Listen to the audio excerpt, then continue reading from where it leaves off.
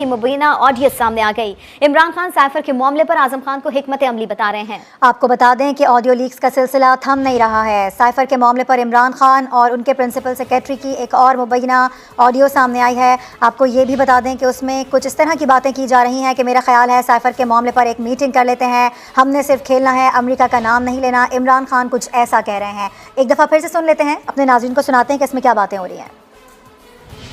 अच्छा, अब हमने सिर्फ खेलना है, नाम नहीं लेना अमेरिका का, बस सिर्फ खेलना है इसके ऊपर कि ये डेट पहले से थी। आज नई जो चीज़ आएगी ना कि वो जो लेटर मैं सोच रहा था साइफर का एक मीटिंग मेरे ख्याल में कर लेते हैं।